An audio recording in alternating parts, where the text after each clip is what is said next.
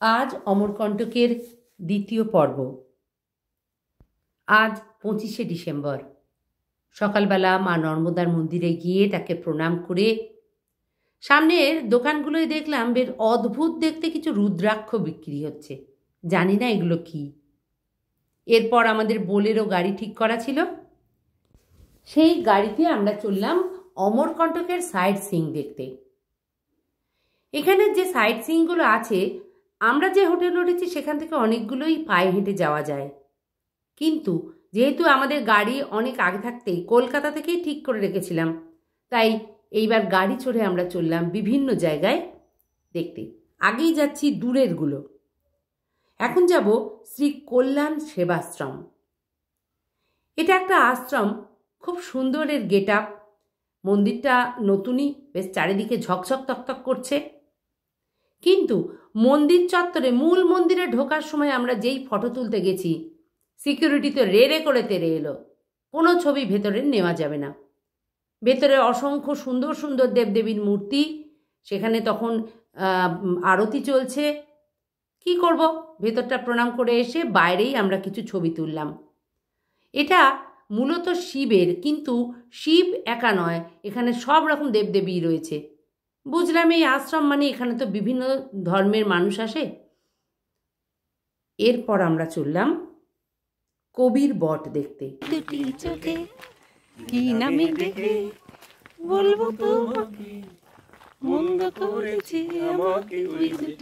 এই কবির বট একটা বট গাছ। এখানে নাকি কবির, সন্ত কবির এখানে তপস্যা করেছিলেন। আর রয়েছে দুধ কুণ্ড, এই সেই দুধ কুণ্ড। এক সময় নাকি কবির এই সাধু সন্ন্যাসীদের জন্য এখানে ব্যবস্থা করেছিলেন, এই কুণ্ডের মধ্যে থেকে দুধ উঠত। জানি না, এখন দেখলাম কিছু জায়গায় সাদা সাদা রয়েছে। এটা পাথর হতে পারে, কোনো কেমিক্যাল উঠতে পারে, আমি জানি না। পাহাড়ের ওপরটায় গিয়ে খানিকটা উঠলাম, এবড়ো খেবড়ো পথে, খালি পায়ে উঠতে হচ্ছে, চটি একদম বাইরে। যাই হোক, উঠলাম, দেখি কি আছে। কিছু নেই, সবাই ছবি তুলছে এই বট গাছটা। তো কি করব, আমরাও একটু ছবি তুললাম। এবার যাচ্ছি অরণ্ডি সঙ্গম গুফা। কি আছে না, অরণ্ডি নদী আর নর্মদা নদী এইখানে এসে মিলেছে, তাদের এখানে সঙ্গম হয়েছে। আর গঙ্গা বছরে একবার এসে এই দুই নদীর সাথে মিলিত হয়। যাই হোক, পরিবেশটা ভালো, অনেক দেবদেবীর মূর্তি রয়েছে, ছবি টবি তুললাম। এখান থেকে এবার যাব কপিলধারা আর দুধধারা। এই যে নদী, পাহাড়ি নদী, এই পাহাড়ি নদীগুলো বিভিন্ন জায়গায়, যেখানে এই পাহাড়ের কিছু ঢালু জায়গা পেয়েছে, সেখান দিয়ে খুব বেগে নেমে এসছে। পাহাড়ি অঞ্চলে নদীদের যেমন রীতি, এখানেও তাই। কপিলধারা নাম, কপিলধারা এই যে নদীটা, যেটাতে জল কিছুই দেখতে পাচ্ছি না, খুব সামান্য একটু জলধারা। এটা সম্ভবত বর্ষার সময় হয়তো আর একটু ফুলে ফেঁপে ওঠে। এই নদী গিয়ে একটা অনেক উঁচু পাহাড়ের ওপর থেকে পড়ছে, মানে পাহাড় বলবো, অনেকটা খাদের মধ্যে গিয়ে পড়ছে। সেই খাদে নামাও যায়। তো ওইটাই একটা অপূর্ব দৃশ্য, ওইটাই হচ্ছে কপিলধারা। আর এই নদীটাই যখন অনেক নিচে নামছে, নেমে আরেকটা ধারা হচ্ছে, তার নাম দুধধারা। যাই হোক, কপিলধারা, দুধধারা এগুলো আমাদের দেখার জিনিস। চললাম, আশপাশের পরিবেশটা আমাকে খুব মুগ্ধ করলো। পাহাড়ের মধ্যে দারুণ সুন্দর একটা পরিবেশ। তেমনি ভিড় হয়েছে, আজ তো 25শে ডিসেম্বর, প্রচণ্ড ভিড়। এই সেই ধারা, কপিলধারা। এই কপিলধারা যেখানে গিয়ে পড়ছে অনেক নিচে, সেখানে দেখলাম গুটি কয়েক লোক স্নান করছে, আর বেশ কিছু মানুষ ওই নিচে নামছে। একদম ছোট ছোট পিঁপড়ের মতো হয়ে গেছে। আমি কি করে নামবো তো কিছু বুঝে পেলাম না। এত নিচে নামা আমার পক্ষে সম্ভব না, কিন্তু অনেকেই নামছে দেখে লোকটাও সামলাতে পারলাম না। বললো দুধধারা এরও নিচে, আরও নিচে নামলে তবে দুধধারা দেখা যাবে। তো কি করব, কিছু ছবি তুললাম। আর ওপরে প্রচুর ভিড়, হয়তো 25শে ডিসেম্বর বলেই এত ভিড়, কিংবা বাইরের ট্যুরিস্টও হতে পারে। প্রচুর বাঙালিকে দেখলাম। যাই হোক, বাধ্য হলাম, সকলে যাচ্ছে, আমি কি আর ওপরে থাকতে পারি? নিচে নামলাম ওই দুধধারা দেখতে। এই পাহাড়ের গা বেয়েই আমাদের নামতে হচ্ছে দুধধারা দেখার জন্য।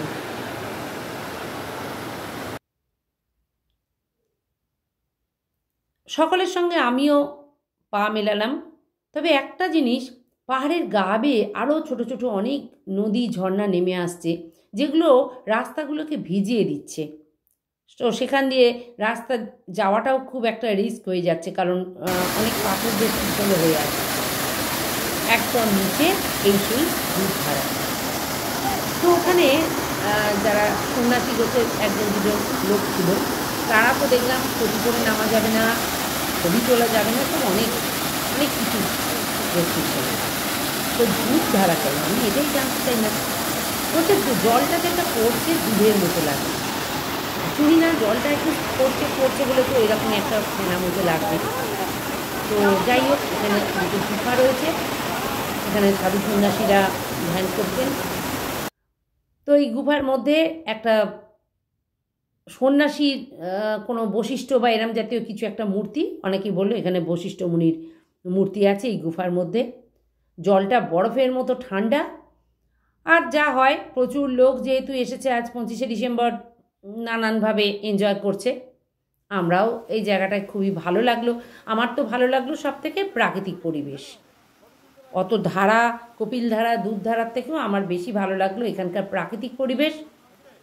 খুবই কষ্ট হয়েছে নিচে নামতে, যত না তার থেকে বেশি কষ্ট ওপরে উঠতে।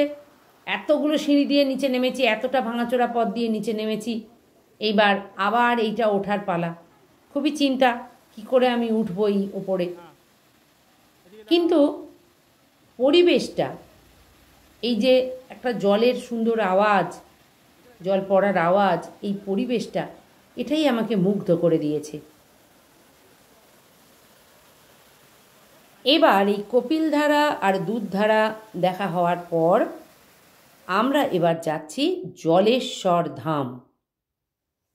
জলেশ্বর ধাম, চারিদিকে এত জল, তো ওই জন্যই জলেশ্বর ধাম।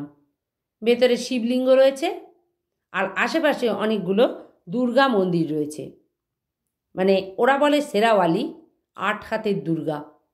মন্দিরগুলো বেশ সুন্দর দেখতে, তো আমরাও একটু ছবি টবি নিলাম। এরপর আমরা যেটায় যাব সেটাও আর এক মহাদেব, তার নাম অমরেশ্বর মহাদেব। চললাম অমরেশ্বর মহাদেব শিবলিঙ্গ দেখতে। প্রাকৃতিক পরিবেশের সাথে সাথে এই মহাদেবের ছড়াছড়ি এখানে। তো অমরেশ্বর মহাদেব 11 ফুট উঁচু শিব, 51 টন ওজনের। তো এখানেও দেখলাম একটা বড় মন্দির তৈরি করা হয়েছে, নতুন মার্বেল বসানো, চকচক করছে, আর অসংখ্য শিবলিঙ্গ দুপাশে। মাঝখানে অমরেশ্বর মহাদেব, আর দুপাশে অনেক ছোট ছোট মহাদেব, তাদেরও অনেক নাম, অত নাম মনে রাখা সম্ভব নয়। এবার এখানে এই শিবের মাথায়, অমরেশ্বর মহাদেবের মাথায় জল ঢালার জন্য একটা হুড়োহুড়ি পড়েছে। অনেকেই টাকা দিচ্ছে, যে যেরাম পারছে দিয়ে মাথায় জল ঢালছে। আমার শিবের মাথায় জল ঢালার কোনো আগ্রহ নেই, তাই আমি যে টাকাটা দিলাম সেটা ওদের ডোনেশন বক্সের মধ্যে ফেলে দিয়ে এলাম। এবার এই মন্দিরের মাথায় কি আছে দেখলাম, সিঁড়ি দিয়ে অনেকে ওপরে উঠছে, দেখি কি আছে বলে আমিও সকলের সঙ্গে ওপরে উঠলাম। ওপরে উঠে একটা চোরা কুঠুরি মতো, সেখান দিয়ে আমি ওই শিবের ছবিটাও নিলাম। আর নন্দীর ছবি রয়েছে, নন্দীও অনেক বড়, বিরাট বড় নন্দী, এই নন্দীর ছবিও নিলাম। ছাদের ওপর দাঁড়িয়ে পরিবেশটাও বেশ ভালো লাগছে, চারপাশে উঁচু পাহাড়, ছবি টবি তুললাম। তুলে এইবার আমরা যাচ্ছি দুর্গা ধারা দেখতে। এটা আরেকটা ধারা, ওই রকমই একটা ছোট পাহাড়ি ঝর্ণা নেমে আসছে, এর নাম দুর্গা ধারা।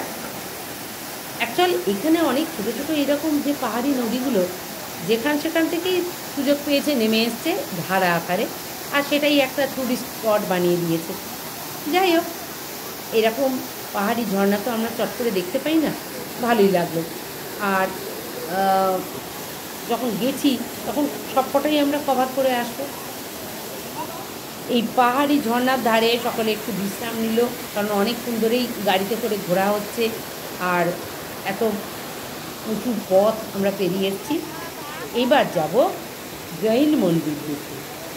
এই জৈন মন্দিরটা আমাদের হোটেলের সামনে থেকে দেখাই যাচ্ছিল, কিন্তু অনেকটা দূরে দেখাচ্ছিল, আর একটা অদ্ভুত বিল্ডিংয়ের মতো লাগছিল, যেমন কলকাতার দিকে হয় বা কোনো বড় শহরে উঁচু একটা টাওয়ারের মতো বিল্ডিং লাগছিল। তো আমরা এই দুর্গাধারা দেখা শেষ করে এখানকার ছবি তোলা, এখানকার পরিবেশ সব কিছু শেষ করলাম, করে এইবার আবার গাড়ি নিয়ে চললাম জৈন মন্দির দেখার জন্য।